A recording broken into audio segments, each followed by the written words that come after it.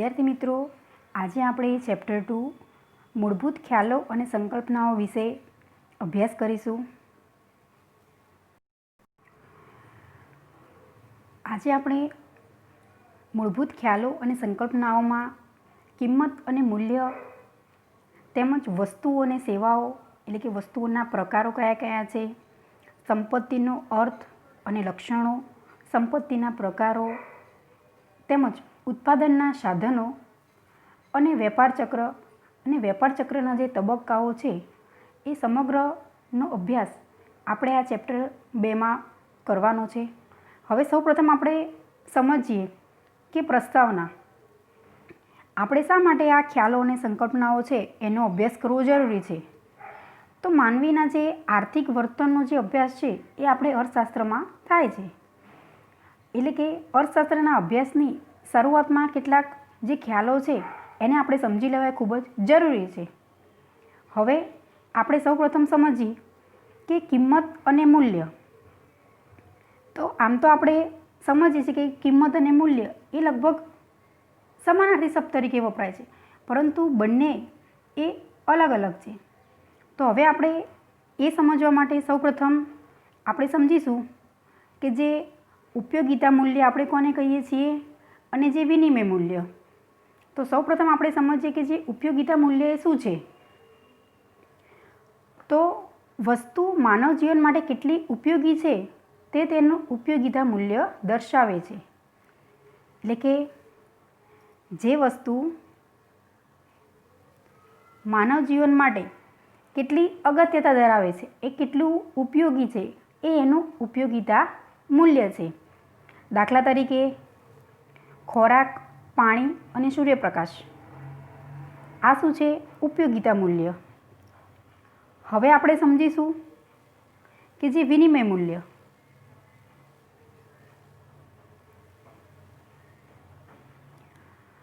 તો વસ્તુ કે સેવા આપીને તેના બદલામાં અન્ય વસ્તુ કે સેવા લેવાની થાય ત્યારે એક વસ્તુના બદલામાં અન્ય વસ્તુ કેટલા એકમ મળે છે તે જે તે વસ્તુનું વિનિમય મૂલ્ય દર્શાવે છે. હવે વિનિમય મૂલ્ય દર્શાવે છે કે વસ્તુ કે સેવા આપી અને અન્ય વસ્તુ કે સેવા લેવાની થાય તો એ દર્શાવે છે કે વિનિમય મૂલ્ય. હું તમને સમજાવું કે વિનિમય મૂલ્ય એટલે આપણે કહી શકીએ કે સાટા પ્રથા, કે આપણી પાસે જે વસ્તુ છે એ આપણે અન્ય કોઈને આપવાની છે, પરંતુ એના બદલામાં એ વ્યક્તિ પાસે જે વસ્તુ છે એ આપણે શું કરવાની છે? મેળવવાની છે. પરંતુ એ કેટલા એકમો મળશે એ દર્શાવે છે વિનિમય મૂલ્ય. દાખલા તરીકે ઘઉંના બદલામાં કેટલા પ્રમાણમાં ચોખા મળશે. કેમ? તો બંનેનો જે ભાવ છે એ કેવો જોવા મળે છે? અલગ અલગ. એટલે આપણે એવું ધારીએ કે 1 કિલો ઘઉંના બદલામાં 1 કિલો ચોખા મળશે તો એ બંનેનો કિંમતમાં તફાવત હોવાના કારણે એ વિનિમય મૂલ્ય પર આધારિત. તો આ દર્શાવે છે કે કેટલું એકમ એ આપણને મળશે એ વિનિમય મૂલ્ય દર્શાવે. એટલે કે ઉપયોગિતા મૂલ્ય અને વિનિમય મૂલ્ય એ ખૂબ જ અગત્યના છે. હવે આપણે એ બંને વચ્ચેનો જે સંબંધ છે કે ઉપયોગિતા મૂલ્ય અને વિનિમય મૂલ્ય વચ્ચેનો સંબંધ, એક્ઝામમાં આ ક્વેશ્ચન પૂછાય કે ઉપયોગિતા મૂલ્ય અને વિનિમય મૂલ્ય વચ્ચેનો સંબંધ સમજાવો.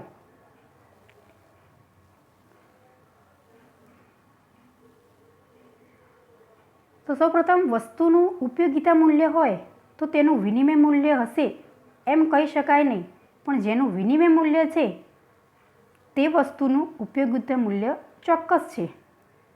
એટલે આપણે એવું કહી શકીએ નહીં કે જેનું ઉપયોગિતા મૂલ્ય હોય તેનું વિનિમય મૂલ્ય હશે જ, એવું આપણે ના કહી શકીએ. પરંતુ જેનું વિનિમય મૂલ્ય છે એ વસ્તુનું ઉપયોગિતા મૂલ્ય ચોક્કસ છે એવું આપણે કહી શકીએ છીએ. હવે ઉપયોગિતા મૂલ્ય ખૂબ ઊંચું હોય તેવી વસ્તુનો પુરવઠો અમાપ હોય. અમાપ એટલે અનિશ્ચિત. તેના પર કોઈ વ્યક્તિ કે પેઢીનો કાબૂ થઈ શકતો ન હોય તો આવી વસ્તુનું વિનિમય મૂલ્ય ખૂબ નીચું રહે છે. દાખલા તરીકે સૂર્યપ્રકાશ અને હવા. કેમ? તો એમાં કોઈ પણ વ્યક્તિ કે પેઢી છે એનો કાબૂ હોઈ શકતો જ નથી. કેમ? કે કુદરતી છે. જે સૂર્યપ્રકાશ અને હવા છે એ કુદરતની દેન છે. એમાં કોઈ પણ વ્યક્તિ છે એનો હાથ હોઈ શકતો નથી. એ કોઈ પણ વ્યક્તિના રોકાઈ શકતું નથી. એટલે કે કોઈ વ્યક્તિ કે પેઢી છે એનો કાબુ એ વસ્તુ પર હોઈ શકતો નથી. એટલે કે એનું ઉપયોગિતા મૂલ્ય છે એ કેવું જોવા મળે છે? ઊંચું છે. અને પુરવઠો કેવો છે એનો? અમાપ. કે સૂર્યપ્રકાશ છે તો એ દરેક વ્યક્તિ છે એ મેળવવા માટે કેવા છે? સૂર્યપ્રકાશ છે એ હકદાર છે. એટલે કે આવી વસ્તુનું વિનિમય મૂલ્ય છે એ કેવું જોવા મળે છે? નીચું. કેમ? તો આના માટે કોઈપણ પ્રકારનું જે વિનિમય એ જોવા મળતો નથી.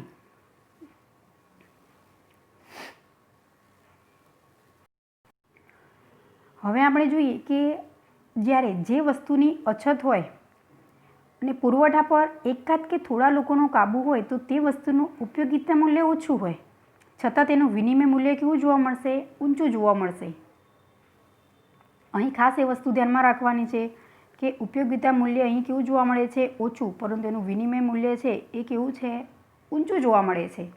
એટલે કે જ્યારે જે વસ્તુની અછત એટલે એનો પુરવઠો કેવો જોવા મળે છે? અમુક સીમિત, અને એ પુરવઠા પર કોઈ વ્યક્તિનો એ કાબુ હોઈ શકે છે. તો એવા સંજોગોમાં ઉપયોગિતા મૂલ્ય છે એ કેવું જોવા મળે છે? ઓછું, અને વિનિમય મૂલ્ય છે એ ઊંચું છે. દાખલા તરીકે સોનું, ચાંદી અને હીરા. તો આ વસ્તુ છે એનું જે મૂલ્ય, કિંમત એની કેવી જોવા મળે છે? ઊંચી જોવા મળે છે. કે જે વ્યક્તિ એ વસ્તુની ખરીદી કરવા માગે છે તો સામે એ વસ્તુ મેળવવા માટેને પર્ટિક્યુલર જે તે વિનિમયનું માધ્યમ એટલે કે જે આપણે રૂપિયા છે, કેશ, એ આપવા પડે છે તો જ આપણને એ વસ્તુ કેવી છે? મળવાપાત્ર છે. જ્યારે સૂર્યપ્રકાશ છે એ કેવું છે? કુદરતની દેન છે. હવે આપણે જોઈએ કે જે એક સમય અને સ્થળ જેનું વિનિમય મૂલ્ય નીચું હોય તેનું ભિન્ન સ્થળે તથા સમયે વિનિમય મૂલ્ય ઊંચું હોઈ શકે છે. દાખલા તરીકે પાણીનું વિનિમય મૂલ્ય શૂન્ય જેવું હતું, પણ હવે ચોખ્ખા પાણીની અછત વધવાથી તેનું જે વિનિમય મૂલ્ય છે એ વધ્યું છે. આમ તો પાણી દરેક વ્યક્તિ છે એ વિનામૂલ્યે એટલે કોઈ પણ પ્રકારનું જે ચૂકવણી કર્યા વગર એ પાણી મેળવી શકે છે. પરંતુ જે પીવાલાયક જે પાણી છે એની અછત હોવાને કારણે, કેમ? તો એ વસ્તુ મેળવવા માટે આપણે કમ્પલસરી છે વિનિમય મૂલ્ય ચૂકવવું પડે છે. તો વિનિમય મૂલ્ય છે ત્યારે એકંદરે કેવું છે? વધુ સમય અને સંજોગોના કારણે એ વિનિમય મૂલ્યમાં કેવું જોવા મળે છે? વધારો જોવા મળે છે. તો હવે આપણે કહી શકીએ કે જે મૂલ્ય અને કિંમત બંને લાગે આપણને સરખા, પરંતુ બંને કેવું છે? અલગ. તો ક્વેશ્ચન પૂછાય કે મૂલ્ય એટલે શું, અથવા તો કિંમત એટલે શું? તો સૌપ્રથમ મૂલ્ય એટલે કે વસ્તુ કે સેવાનું અન્ય વસ્તુના પ્રમાણમાં વિનિમય મૂલ્ય. મૂલ્ય એટલે કે વસ્તુ કે સેવાનું અન્ય વસ્તુના પ્રમાણમાં વિનિમય મૂલ્ય એટલે મૂલ્ય. જ્યારે કિંમત કે વસ્તુ કે સેવાના બદલામાં ચૂકવાતા નાણાકીય એકમનું પ્રમાણ. અહીં ખાસ કિંમતમાં એ વસ્તુ છે કે જે વસ્તુ કે સેવાના બદલામાં ચૂકવાતા નાણાકીય એકમ. કે આપણે કોઈ પણ વસ્તુ ખરીદી કરવી છે તો કમ્પલસરી જે મેળવવા માટે નાણાકીય એકમ એટલે કે જે રૂપિયા છે આપણે આપીએ છીએ તો જ આપણને જે તે વસ્તુ અથવા સેવા એ મળે છે. એટલે કે કિંમત દ્વારા જ એ વસ્તુને આપણે ખરીદી કરી શકીએ છીએ. તો આમ આપણે ઉપયોગિતા મૂલ્ય અને વિનિમય મૂલ્ય છે એ બંને વચ્ચેનો જે સંબંધ આપણે સમજ્યા કે વિનિમય મૂલ્ય ક્યારે વધારે જોવા મળે છે અને ઉપયોગિતા મૂલ્ય ક્યારે વધારે ને ઓછું છે. તો હવે આપણે સમજીશું કે જે વસ્તુઓ અને સેવાઓ,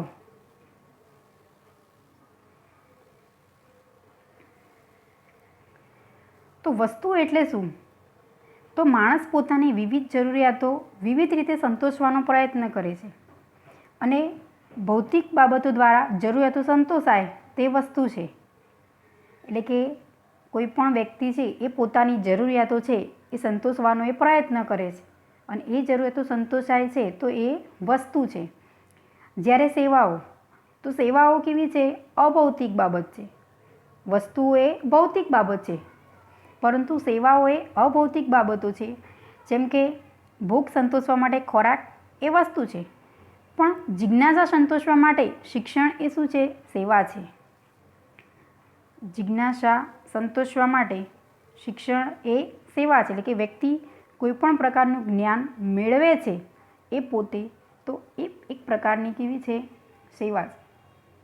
એટલે કે આમ ભૌતિક અને અભૌતિક બંને અલગ અલગ છે, વસ્તુઓ છે એ ભૌતિકમાં સમાવેશ થાય, જ્યારે સેવાઓ છે એ અભૌતિક છે. હવે આપણે જોઈશું કે જે વસ્તુઓના જે પ્રકારો છે. તો વસ્તુ અને સેવાઓ આપણે સમજ્યા.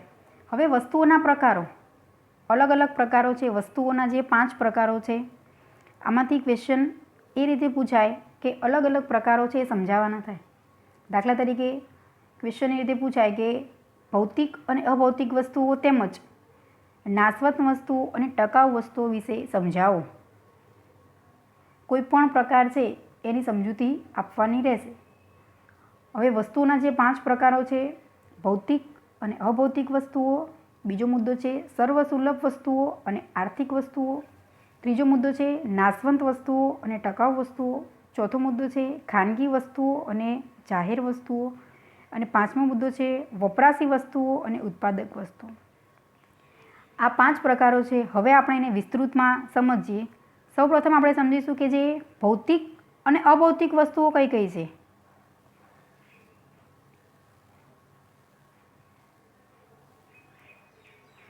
તો ભૌતિક વસ્તુ એટલે શું? તો આપણે જે પણ વસ્તુ છે એને આપણી નજર સમક્ષ જોઈ શકીએ છીએ અને એને માપી શકીએ છીએ. તો એ દરેક વસ્તુઓ એ ભૌતિક વસ્તુઓ છે. ફરીથી વ્યાખ્યા હું બોલું છું કે ભૌતિક વસ્તુ એટલે કે જે વસ્તુઓને આપણે નજર સમક્ષ જોઈ શકીએ છીએ અને તેને માપી શકીએ છીએ, તે દરેક વસ્તુઓ એ ભૌતિક વસ્તુઓ છે. દાખલા તરીકે ખોરાકની વસ્તુઓ, મોબાઈલ અને ટીવી, કે આપણે એને જોઈ પણ શકીએ છીએ અને આપણે એ વસ્તુ છે એને અડી પણ શકીએ છીએ. તો એ દરેક વસ્તુઓ કેવી છે? ભૌતિક વસ્તુઓ. હવે અભૌતિક વસ્તુ એટલે શું? તો જે વસ્તુઓ આપણી સેવા સ્વરૂપે છે તેને અભૌતિક વસ્તુ આપણે કહી શકીએ છીએ. એટલે કે જે વસ્તુઓ કેવી છે? સેવા સ્વરૂપે આપણે મેળવી શકીએ છીએ, એ દરેકે દરેક વસ્તુ કેવી છે? અભૌતિક વસ્તુઓ. દાખલા તરીકે શિક્ષણ, સંગીત, ડૉક્ટર અને વકીલની સેવાઓ.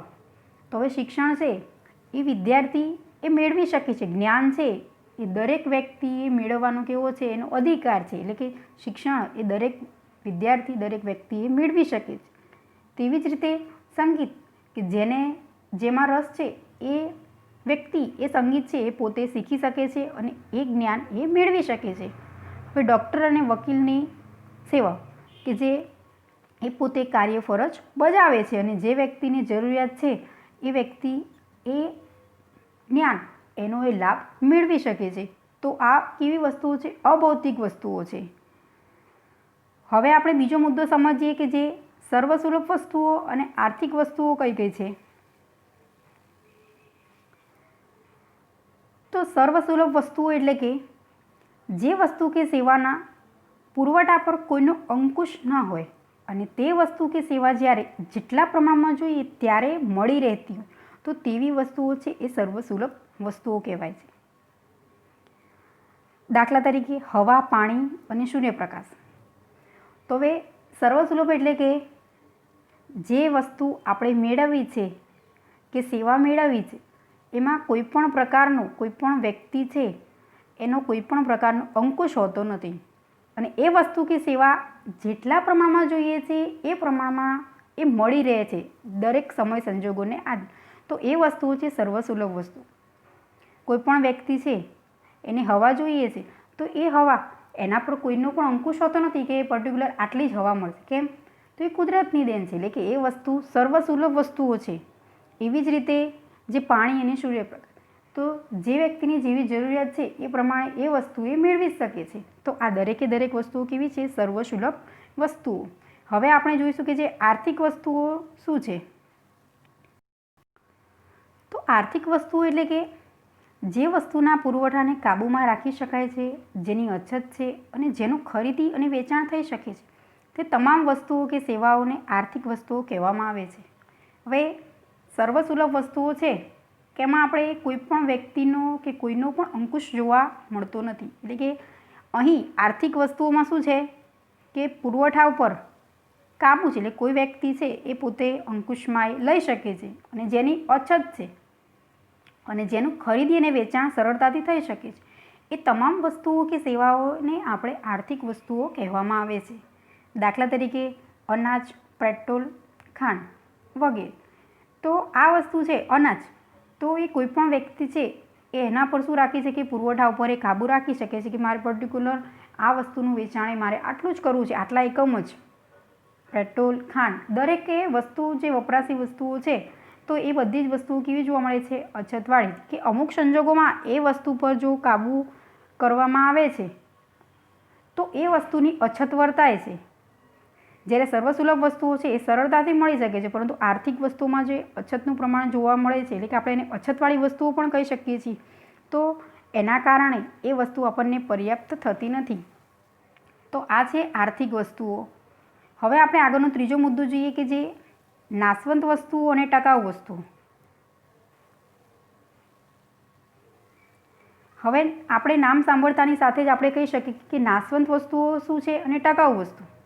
તો નાશવંત એટલે કે જે વસ્તુ છે અમુક ક્ષણ સુધી જે આપણે એનો વપરાશ કરી શકીએ, જ્યારે ટકાઉ વસ્તુ એટલે કે જે વસ્તુ છે એને આપણે ખૂબ જ લાંબા સમય સુધી તેમજ સંગ્રહ કરી શકીએ છીએ. તો એ બધી જ વસ્તુઓ કેવી ગણવામાં આવે, ટકાઉ વસ્તુઓ.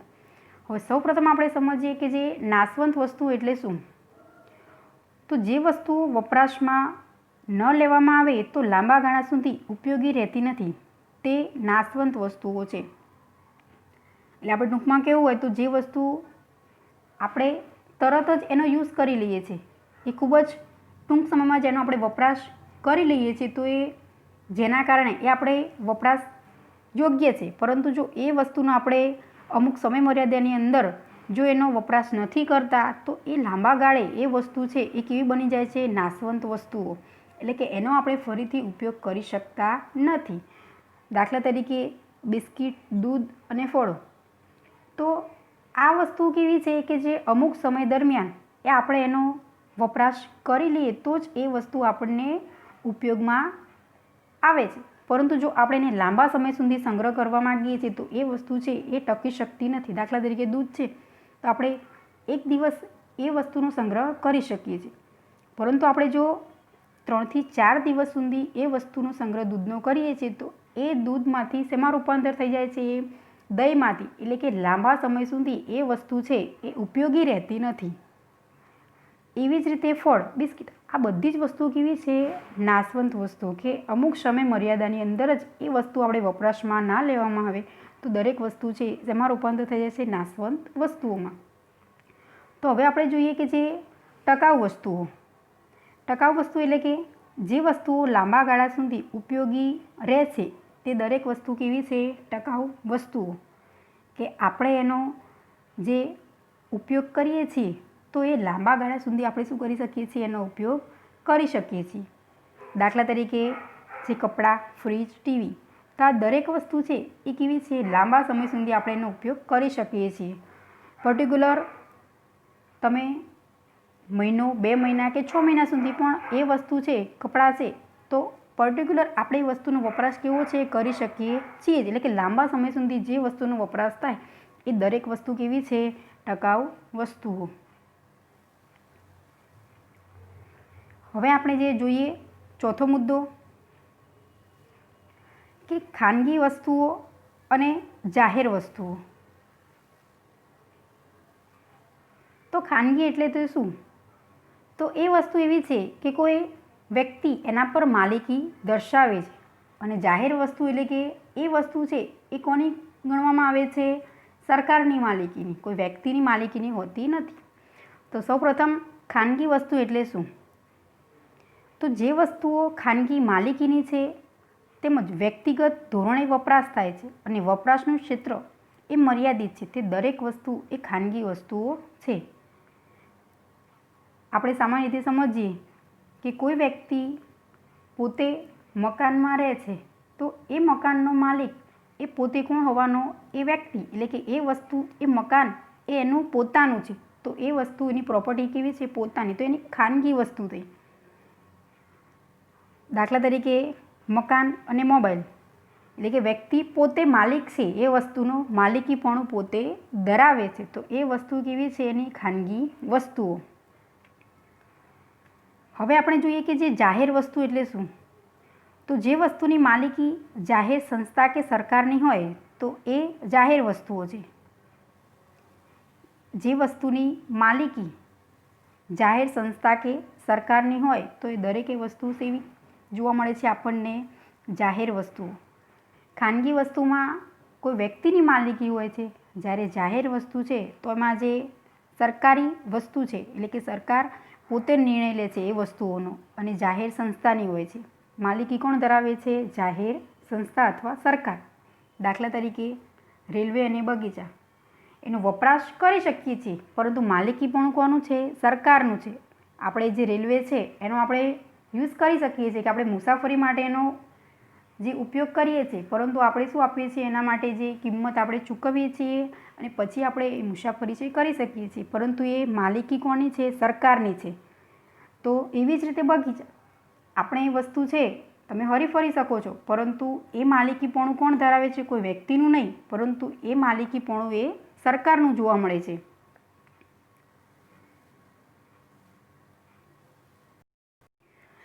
આમ ખાનગી વસ્તુમાં સ્પર્ધાત્મકતાનો ગુણ અને વંચિતતાનો ગુણ રહેલો છે. જે ખાનગી વસ્તુ છે એમાં જોવા મળે છે કે જે સ્પર્ધાત્મકતા હોય છે અને વંચિતતા એ આપણને જોવા મળે છે. જ્યારે જાહેર વસ્તુ છે એમાં બિન સ્પર્ધાત્મકતા અને બિનવંચિતતાનો ગુણ ધરાવે છે. એટલે કે ખાનગી વસ્તુથી આખું જ એ કેવું જોવા મળે છે? ઓપોઝિટ. એટલે કે એમાં સ્પર્ધાત્મકતા અને વંચિતતા છે એનો જે ગુણનો જો અભાવ જોવા મળે છે. જાહેર વસ્તુમાં છે એ બંને વસ્તુ સ્પર્ધાત્મકતા અને વંચિતતા છે એ જોવા મળતી નથી. જ્યારે ખાનગી વસ્તુ છે એ બંનેમાં જે સ્પર્ધાત્મકતા અને વંચિતતાનો ગુણ જે રહેલો જોવા મળે છે. તો હવે આપણે જે આગળનો મુદ્દો છે એ સમજીએ કે જે વપરાશી વસ્તુઓ અને ઉત્પાદક કઈ વસ્તુઓ છે.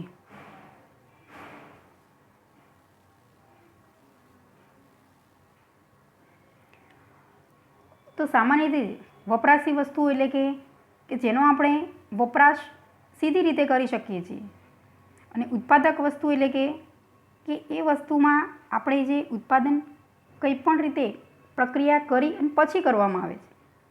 તો સૌપ્રથમ આપણે સમજશું કે જે વપરાશી વસ્તુઓ એટલે શું. તો જે વસ્તુઓ સીધી જ પ્રત્યક્ષ વપરાશ દ્વારા જરૂરિયાતો સંતોષે છે તે વપરાશી વસ્તુઓ છે. વપરાશી વસ્તુ એટલે કે આપણે જેનો પ્રત્યક્ષ રીતે ઉપયોગ કરી શકીએ છીએ સરળતાથી, એ દરેકે દરેક વસ્તુ કેવી છે? એ વપરાશી વસ્તુઓ છે. દાખલા તરીકે ખોરાક અને જે કપડાં, તો એ કેવી વસ્તુઓ છે? પ્રત્યક્ષ રીતે આપણે એ વસ્તુનો વપરાશ સરળતાથી કરી શકીએ છીએ. કે જ્યારે ઉત્પાદક વસ્તુ એટલે શું? કે જે વસ્તુઓ ઉત્પાદન પ્રક્રિયામાં ભાગ લઈ દૃષ્ટિગુણનું સર્જન કરવામાં મદદરૂપ થાય તે ઉત્પાદક વસ્તુઓ છે. એટલે કે ઉત્પાદક એટલે કે ઉત્પાદન પ્રક્રિયા દ્વારા જે દૃષ્ટિગુણનું સર્જન કરવામાં આવે છે તો એ વસ્તુ કેવી છે? ઉત્પાદક વસ્તુઓ છે. દાખલા તરીકે ટ્રેક્ટર અને જે ઉત્પાદનના જે સાધનો, તો આ વસ્તુ કેવી જોવા મળે છે? ઉત્પાદક વસ્તુઓ કે જે પ્રત્યક્ષ નહીં પરંતુ પરોક્ષ રીતે આપણે શું કરી શકીએ છીએ? એનો વપરાશ કરીએ છીએ. તો આમ આપણે જે આ સમજ્યા વસ્તુઓના જે પ્રકારો છે એ કોઈ પણ પૂછાય તો આપણે એક્ઝામમાં સરળતાથી એક પૂછાય અથવા તો બે પૂછાય પ્રકારો, એની વ્યાખ્યા અને ઉદાહરણ આપણે સમજાવવાનું રહેશે. હવે આપણે જે નેક્સ્ટ લેક્ચરમાં સમજીશું કે જે સંપત્તિનો અર્થ તેમજ લક્ષણો અને જે સંપત્તિના જે પ્રકારો છે એ આપણે એનો અભ્યાસ કરીશું.